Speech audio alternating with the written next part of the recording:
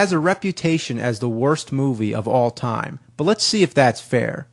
The plot involves aliens who try to take over the world by resurrecting the Earth's dead, but they only resurrect 3 zombies and that's it. One is played by TV horror hostess Vampira. She looks pretty creepy, and she kills people by wiggling her fingers. The second ghoul is supposed to be Bela Lugosi, even though Lugosi had passed away before the movie was made.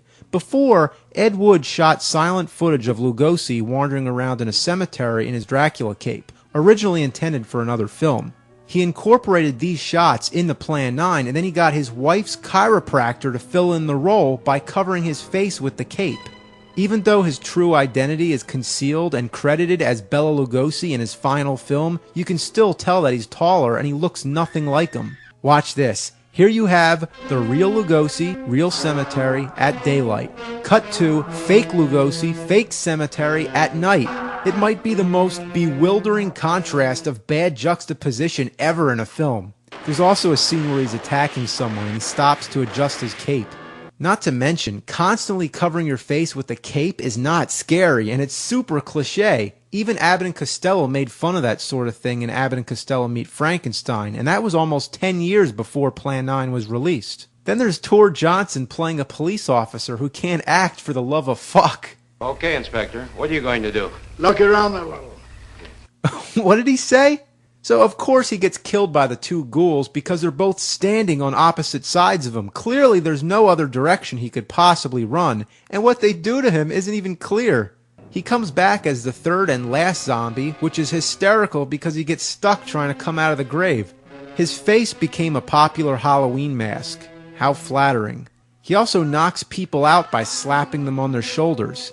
The movie begins with an introduction by Psychic Criswell, and it makes no sense at all. Future events such as these will affect you in the future. He also narrates over most of the movie, which further nails down the surreal tone.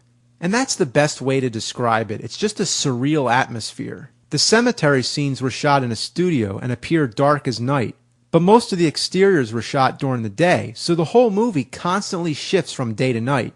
But let's talk about the flying saucers. It's been debated for years whether they're paper plates or hubcaps, but most sources say that they were plastic models from a hobby shop. They're always wobbling around, and sometimes you can even see the strings. They even cast shadows on the backdrop sometimes. And the mothership looks like a pogo ball. It was shaped like a huge cigar. I don't know what kind of drugs you have to be on to see a flying saucer as a cigar.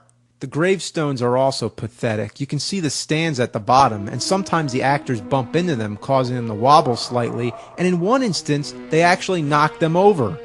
Look at that! Ed Wood was so fast, he would shoot up to 30 scenes in a single day. Should have called him Fast Eddie, and rarely he would ever do a second take of anything. There's also something that maybe isn't very important at all, but I've never heard it mentioned, so I just figure I'll ask, what the hell is wrong with that fence in the background? It's like all screwed up.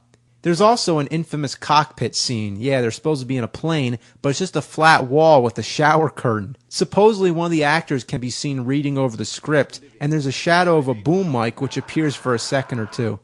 The aliens look just like regular humans, and the one behaves like a little kid. You see? You see? Your stupid minds! Stupid! Stupid! But what's funny is that this comes out of nowhere. It happens right after he gives this intellectual speech about how they're trying to stop the people of Earth from inventing a bomb that can destroy the whole universe.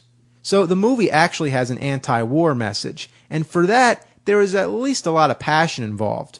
Ed Wood tried his best, and he should be applauded for at least getting the movie made. So there's no way in hell it really is the worst movie of all time. I've seen plenty worse. And one thing that it is not is boring. It has an entertainment value and a cult fan base which celebrates it to this very day. It's been colorized, and there's even a remake in the works, scheduled for release to coincide with its 50th anniversary. Plan 9 from Outer Space is the essential, so bad it's good movie. My rating, fuck it, I give it 4 flying saucers. So check in soon for part 2. We're going to talk about Ed Wood's decline and final legacy. Not to mention zombie tits.